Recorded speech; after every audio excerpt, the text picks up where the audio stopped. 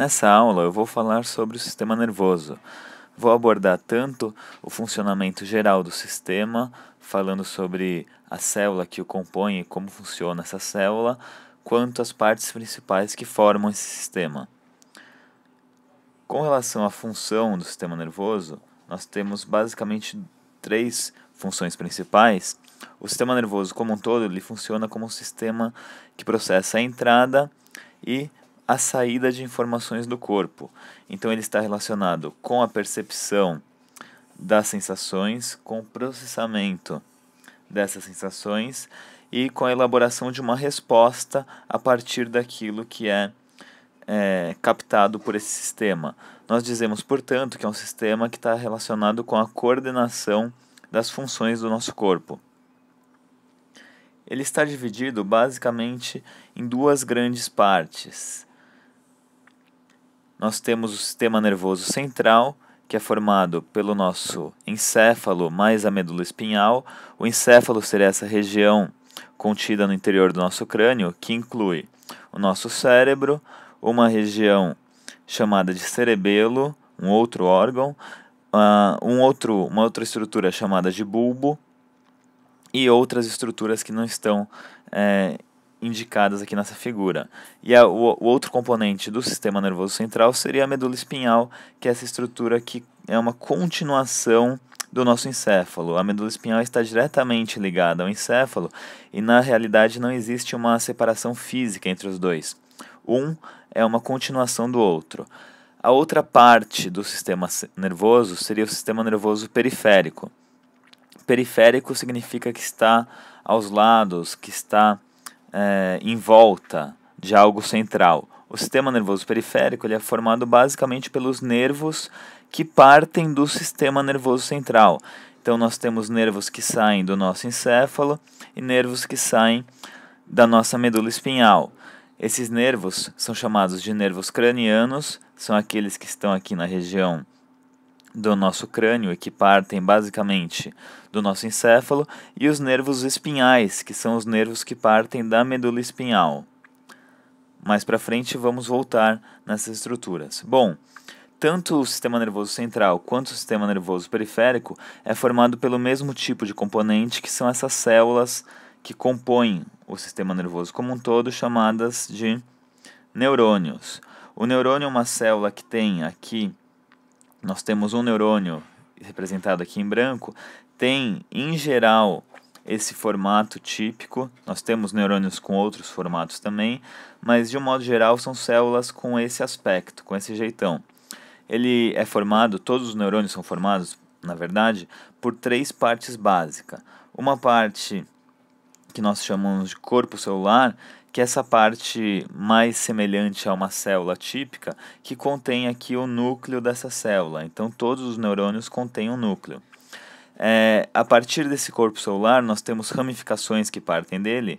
Essas ramificações menores aqui que nós estamos vendo são chamadas de dendritos. Então dendrito é a segunda parte que compõe o neurônio. E a terceira parte seria essa ramificação maior que nós estamos vendo aqui, denominada de axônio. Então o neurônio é formado pelo corpo celular, pelos dendritos, nós vemos aqui vários dendritos, e pelo axônio, que é essa ramificação maior, que pode se ramificar lá no final, como nós estamos vendo aqui. A função básica de um neurônio é realizar a transmissão do sinal nervoso. Então, o impulso nervoso ele é transmitido ao longo do neurônio sempre no mesmo sentido. O sentido é dos dendritos, então o dendrito é estimulado, esse estímulo parte aqui ao longo do neurônio e é transmitido em direção ao axônio nessa região aqui.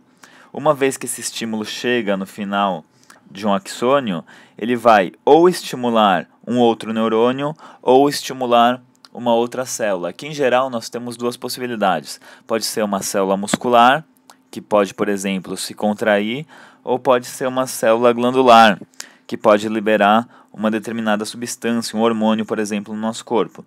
Nessa figura nós vemos que esse neurônio em branco está ligado a outros dois neurônios aqui. Um está chegando nele, aqui nós temos então o axônio de um outro neurônio representado aqui em azul, e aqui tem um outro neurônio representado em amarelo, que nós também vemos aqui o axônio dele chegando nesse neurônio. Tanto um quanto o outro, nós poderíamos ter vários outros ainda, podem estimular esse neurônio em branco, no qual nós teremos então uma mensagem nervosa, um impulso nervoso que será transmitido sempre nessa mesma direção. Então o impulso nervoso sempre é transmitido nessa direção. Uma outra estrutura que nós temos aqui presente também são essas estruturas brancas aqui chamadas de bainha de mielina. A bainha de mielina é como se fosse uma capa em volta do axônio, cuja função é basicamente acelerar a transmissão do impulso nervoso. Então esse impulso nervoso, que já é rápido normalmente, ele é acelerado quando nós temos aí a presença da bainha de mielina. Então nós temos aqui a apresentação da bainha de mielina. Quando o impulso nervoso está sendo transmitido ao longo do neurônio e as bainhas de mielina estão presentes, esse impulso, de certa forma, salta as bainhas de mielina, de modo que ele é impulsionado, ele é transmitido ainda mais rapidamente do que ele seria caso a bainha de mielina estivesse ausente. Bom, mas uma vez que o impulso nervoso, vamos imaginar, tenha sido transmitido desse neurônio amarelo para esse neurônio branco, como que se dá essa transmissão, quer dizer, o que ocorre nesse local de contato entre um neurônio e outro. Então nós temos uma transmissão denominada de transmissão sináptica, ocorre nesse local um fenômeno que nós chamamos de sinapse, que é justamente o estímulo desse próximo neurônio.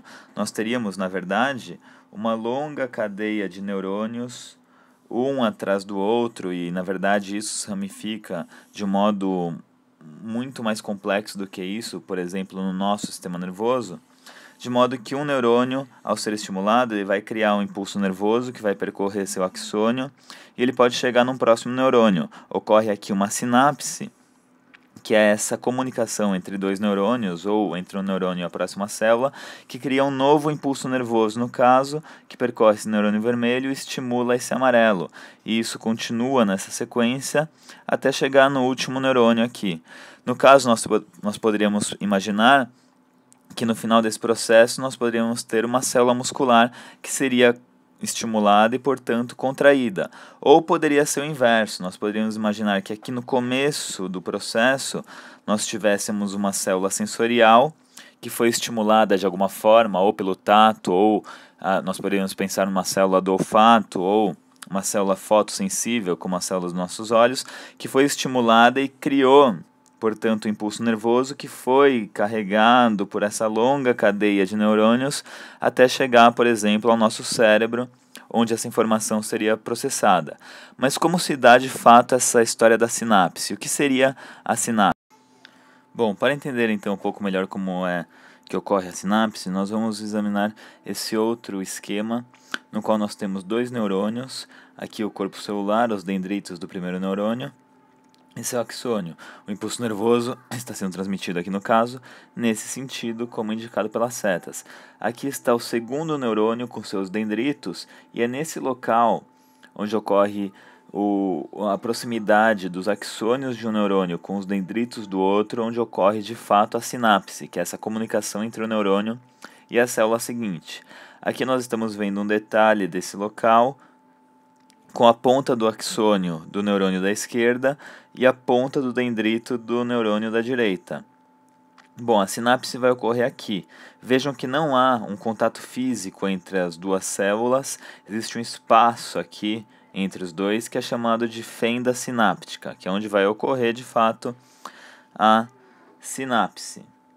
E para que ela ocorra, nós temos aqui uma coisa importante que vai acontecer, é o papel dessas estruturas que estão aqui no axônio do neurônio da esquerda, que são vesículas contendo essas bolinhas vermelhas aqui nós estamos vendo, que representam substâncias chamadas de neurotransmissores. Então os neurotransmissores que serão liberados, como nós vamos ver, e vão levar a estimulação, ao estímulo do neurônio seguinte, e é isso que nós chamamos de sinapse. Bom, então nós temos aqui o neurônio, os dois neurônios na sua condição inicial, e nós vamos ver então agora um impulso nervoso que está percorrendo esse neurônio e está chegando aqui no final do seu axônio.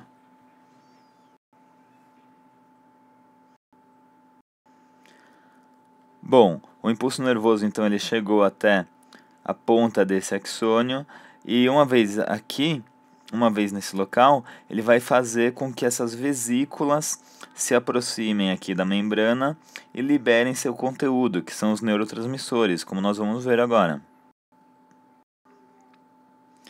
Bom, as vesículas liberaram os neurotransmissores, eles estão agora nessa região da fenda sináptica e eles vão fazer com que essas estruturas aqui que nós estamos vendo do dendrito do neurônio da direita se abram e possa haver a entrada de substâncias nesse neurônio que vai levar à formação de um novo impulso nervoso que vai agora percorrer o corpo desse neurônio, como nós vamos ver. Bom, então as estruturas se abriram e nós temos a formação de um novo impulso nervoso, que percorreu então esse espaço aqui e vai continuar indo ao longo desse neurônio aqui da direita até chegar na ponta do seu axônio. E uma vez que isso ocorre, o neurônio aqui da esquerda forma novas vesículas com neurotransmissores e ele está pronto para receber um novo impulso nervoso e provocar uma nova sinapse. Bom, então é justamente isso que está ocorrendo aqui ao longo dessa cadeia de neurônios, como nós estamos vendo nessa figura. Em cada um desses locais ocorre uma sinapse, de modo que uma vez que esse primeiro neurônio é estimulado, ele vai levar a uma cadeia de sinapses que vão percorrer toda essa série de neurônios até chegar na célula final, que pode ser, como eu já falei, um outro neurônio, uma célula muscular ou uma célula glandular. O nosso sistema nervoso, portanto, ele é formado basicamente por células desse tipo e é o que compõe aqui tanto o nosso encéfalo, como nós estamos vendo aqui nessa imagem, quanto a medula espinhal que desce aqui ao longo do nosso corpo, protegida pela coluna vertebral. Então a medula espinhal ela está contida no interior da coluna vertebral, assim como o nosso encéfalo está contido e protegido pelo nosso crânio. Aqui nessa imagem nós podemos ver isso um pouquinho melhor. Então aqui nós temos o cérebro, que é uma das partes do encéfalo, e aqui a medula espinhal, que está dentro da coluna vertebral. Então a coluna vertebral ela é uma estrutura que protege a medula espinhal, como nós estamos vendo aqui claramente nessa imagem. Então essa estrutura em amarelo seria a medula espinhal, ela está passando por dentro das vértebras que compõem a nossa coluna vertebral. A partir dessa estrutura nós temos, como já mencionei anteriormente, a formação de nervos que partem da medula espinhal ou partem do encéfalo, e os nervos nada mais são, como nós estamos vendo aqui nessa imagem, do que conjuntos de neurônios. Então o nervo seria um cabo que reúne aqui um conjunto dessas células, ele contém artérias e veias que trazem o sangue para nutrir essas células, e dentro desse cabo, que seria o nervo, nós temos pequenos agrupamentos de células, grupos de neurônios, e cada um desses fiozinhos seria um neurônio em particular. É através desses nervos e desses neurônios, portanto, que o sinal é transmitido ao longo do nosso corpo. Portanto, com base no que nós vimos, nós temos que, uma vez que as células, por exemplo, táteis da ponta do nosso dedo são estimuladas, existe o estímulo dos dendritos de um determinado neurônio que causa um impulso nervoso que vai percorrer todo o nosso braço até chegar na medula espinhal. Aqui nós vamos ter um outro neurônio que vai ser estimulado e essa informação pode ser levada até o nosso encéfalo. Esse é um modo básico como o nosso sistema nervoso funciona.